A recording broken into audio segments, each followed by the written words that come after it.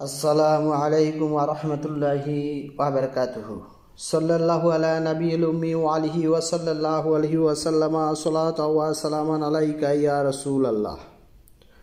সম্মানিত ইমানদার মুমিন মুসলমান ভাই ও বোনেরা, তদবির দুনিয়া চ্যানেলে আপনাদেরকে স্বাগত জানাচ্ছি। আমি মোহাম্মদ রজব আলী। আজ আপনাদেরকে জানাবো শয়তানের বংশধর সম্পর্কে এবং তাদের কাজ কি সে বিষয়ে। অর্থাৎ শয়তান মানুষের প্রকাশ্য এবং গোপন শত্রু। সেই শয়তানের কোনো বংশধর রয়েছে কি না, আর থেকে থাকলে ওই বংশধরদের কাজ কি সে বিষয়ে আপনাদেরকে জানাবো। তবে তার আগে বলে রাখি, আপনি যদি আজ প্রথম আমার চ্যানেলটি দেখে থাকেন তাহলে চ্যানেলটিকে সাবস্ক্রাইব করে দিন, পাশে থাকা বেল আইকনটি বাজিয়ে দিন এবং অল সিলেক্ট করে দিন। আর ইতিমধ্যে যারা আমার চ্যানেলটি সাবস্ক্রাইব করেছেন আপনাদেরকে জানাই অসংখ্য অসংখ্য ধন্যবাদ। তো সম্মানিত ইমানদার মুমিন মুসলমান ভাই বোনেরা, চলুন আমরা কথা না বাড়িয়ে আমাদের আজকের মূল আলোচনায় আমরা ফিরে যাই। আমাদের আজকের আলোচনার বিষয়টি আপনারা ইতিমধ্যে অবগত হয়েছেন কোন বিষয় নিয়ে কথা বলবো। তো আমাদের আজকের বিষয়টি হলো যে শয়তানের বংশধর সম্পর্কে। আমরা জানি শয়তান মানুষের যদিও উদ্দেশ্য সে মানুষের মধ্যে বিরাজ করে, মানুষকে বিপদগামী করে তোলে, বিপথে পরিচালিত করে।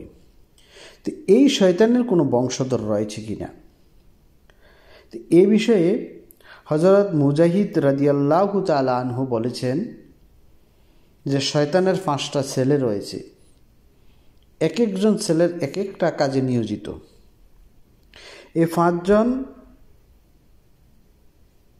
তারা বিভিন্ন কাজে নিযুক্ত, অর্থাৎ মানুষকে ক্ষতিগ্রস্ত করার জন্য, মানুষকে বিপথে পরিচালিত করার জন্য তারা এক একজন এক এক কাজের মধ্যে রয়েছে।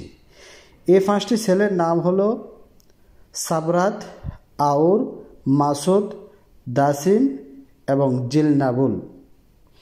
জিলনাবুর।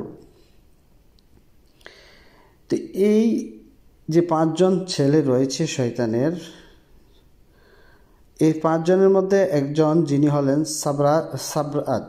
এই সাবরাতের দায়িত্বে আছে বিপদ আপদে ধৈর্য হারানোর কাজ। তার কাজ হলো মানুষ যখন বিপদ আপদে পড়ে তখন মানুষ অধৈর্য হয়ে পড়ে, এই অধৈর্য পরিচালনা করে থাকে এই সাবরাত। সে কি করে, মানুষের বিপদ বিপর্যয়ের সময় শয়তান তাকে অধৈর্য হয়ে মৃত্যুকে ডাকে, জামা কাপড় ছিঁড়তে থাকে, বুক চাপড়াতে থাকে, মুখ চাপড়াতে থাকে, এমনকি ইসলাম বিরোধী অজ্ঞসুলভ কথাবার্তা বলতে পরিচিত করে। অর্থাৎ তাকে এমন অধৈর্য করে তোলে সে ধর্ম নিয়ে কটূক্তি করতে দ্বিধা করে না। এই কাজটি করে থাকে এই শয়তানের প্রথম ছেলে সাবরাত। আর দ্বিতীয় ছেলের নাম হচ্ছে আউর। এর কাজ হলো ব্যভিচার। এই শয়তান মানুষকে ব্যভিচারের নির্দেশ দেয় এবং ওই কাজে আকৃষ্ট করে থাকে, ওই কাজে পরিচালিত করে। আর শয়তানের 3 নম্বর ছেলের নাম হচ্ছে মাসুদ। তার কাজ হলো মিথ্যা সংবাদ রটানো। যেমন এই শয়তান মিথ্যা কথা বলে, অন্য লোককে তা বলে দেয়, এবং সে আবার তার এলাকা লোকদের কাছে গিয়ে বলে যে একজন আমাকে ওইসব কথা বলেছে, আমি তার নাম জানি না, দেখলে চিনতে পারবো। এই সমস্ত মিথ্যা কুৎসা রটনা করানো হলো এই শয়তানের ছেলে মাসুদ, তার কাজ। আর 4 নম্বর ছেলের নাম হচ্ছে দাসিম। আর দাসিমের কাজ হলো মানুষের সাথে সাথে থাকা, তার বাড়িতে যাওয়া, তার বাড়ির লোকদের কাছে দোষ ত্রুটিগুলো তুলে ধরা, তার বিরুদ্ধে খেপিয়ে তোলা। এই হলো দাসিমের শয়তানের কাজ। আর 5 নম্বর যে ছেলেটি রয়েছে তার নাম হচ্ছে জিলনাবুর। আর তার কাজ হলো হাট বাজারে থাকবে। সে তার গুমরাহির পতাকা ফুঁতে রেখেছে ওই হাট বাজারের মধ্যে। সে এই মানুষকে গুমরাহি করার জন্য হাট বাজারের মধ্যে সে ধাবিত করে নিয়ে যায়। এই হলো শয়তানের 5টি ছেলের ভিন্ন ভিন্ন কাজ। এইভাবেই মানুষকে ভিন্ন পথে পরিচালিত করে। তাছাড়া এই শয়তানগুলা এই মানুষের শিরা উপশিরার মধ্যে চলাচল করতে পারে। আর বিছানার বিষয়ে বলা হয়েছে যে যেখানে খালি বিছানা রাখা হয় সেখানে শয়তানরা শুয়ে থাকে। এই বিষয়ে হযরত কাইস বিন আবি হাজিম রাদিয়াল্লাহু তাআলা আনহু বলেছেন, যে ঘরে এমন বিছানা পাতা থাকে যাতে কেউ শোয় না, তখন ওই শয়তান তাতে শুয়ে থাকে। অর্থাৎ বিছানা পাতা আছে ঘরের মধ্যে, কিন্তু এখানে মানুষ থাকে না, তখন এখানে এসে শয়তান শোয়। তো এই বিষয়ে আরেকটা হাদিস এসেছে, হযরত জাবির রাদিয়াল্লাহু তাআলা আনহু বর্ণনা করেছেন যে রাসূল সাল্লাল্লাহু আলাইহি সাল্লাম বলেছেন, প্রথম বিছানা পুরুষের জন্য, দ্বিতীয় বিছানা তার স্ত্রীর জন্য, তৃতীয় বিছানা তার অতিথির জন্য এবং চতুর্থ বিছানা শয়তানের জন্য। অর্থাৎ প্রয়োজনের অতিরিক্ত খালি পড়ে থাকলে ওইখানে শয়তান থাকে, ওই বিছানার মধ্যে শয়তান থাকে। এছাড়া শয়তান কিন্তু দুপুরে ঘুমায় না। এই জন্য একটা হাদিস এসেছে, হযরত ওমর ইবনুল খাত্তাব রাদিয়াল্লাহু তাআলা আনহু বলেছেন, তোমরা দুপুরে কিছুক্ষণ বিশ্রাম করবে, কারণ শয়তান দুপুরে বিশ্রাম নেয় না, তার কাজই হলো শয়তানি করা। তো শয়তানের বিপরীত অবস্থান করলে যে কেউ, যারা আল্লাহওয়ালা দিনদার মুক্তাদি আল্লাহর প্রতি তাওয়াক্কাল আছে, তারা অবশ্যই দুপুরবেলা আপনারা বিশ্রাম নেবেন, কারণ শয়তান বিশ্রাম নেয় না। তো এই জন্য হযরত ইবনুল খাত্তাব রাদিয়াল্লাহু তাআলা আনহু বলেছেন যে তোমরা দুপুরে কিছুক্ষণ বিশ্রাম করবে, কেননা শয়তান দুপুরে বিশ্রাম নেয় না।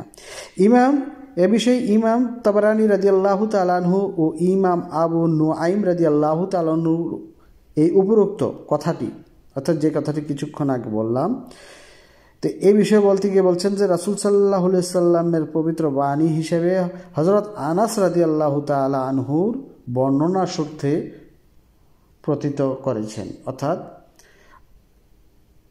হযরত আনাস রাদিয়াল্লাহু তাআলা আনহুর সূত্র মতে যে রাসূল সাল্লাল্লাহু আলাইহি সাল্লাম এই বাণীটি বলেছেন, অর্থাৎ রাসূল সাল্লাল্লাহু আলাইহি সাল্লাম বলেছেন যে তোমরা দুপুরে কিছুক্ষণ বিশ্রাম নাও, কারণ দুপুরে শয়তান বিশ্রাম নেয় না। আর এই কথাটি উমর ইবনুল খাত্তাব রাদিয়াল্লাহু তাআলা আনহু বর্ণনা করেছেন দুইজন সাহাবীর উদ্ধৃতি দিয়ে। এছাড়া রাসূল সাল্লাল্লাহু আলাইহি ওয়াসাল্লামের বলেছেন, এই বিষয়টি বর্ণনা করেছেন হযরত আবু সাঈদ খুদরি রাদিয়াল্লাহু তাআলা আনহু। তিনি বলেছেন রাসূল সাল্লাল্লাহু আলাইহি ওয়াসাল্লাম বলেছেন যে যে আমাকে স্বপ্নে দেখেছে সে আমাকেই দেখেছে, কেননা শয়তান না আমার রূপ ধরতে পারে, না পারে কাবা শরীফের আকার ধরতে। তো একটি বিষয় এখানে স্পষ্ট যে হযরত আবু সাঈদ খুদরি রাদিয়াল্লাহু তাআলা আনহু যে হাদিসটি বর্ণনা করেছেন, তিনি বলেছেন রাসূল সাল্লাল্লাহু আলাইহি সাল্লাম বলেছেন যে আমাকে দেখলো সে যেন, যদি কেহ স্বপ্নেও আমাকে দেখে তাহলে সে নিশ্চয় জেনে নেবে যেন সে আমাকেই দেখলো।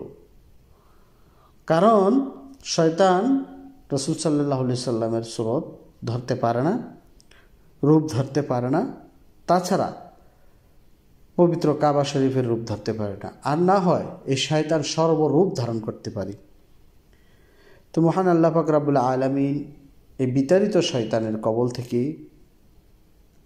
আমরা যেন সতর্ক থাকতে পারি, সেই বিষয়ে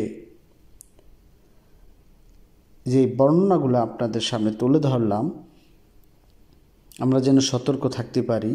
কারণ এই শয়তানের 5টি সেলের কাজই হলো আমাদেরকে বিপথে পরিচালিত করা। এক একজন এক এক দায়িত্বে রয়েছেন।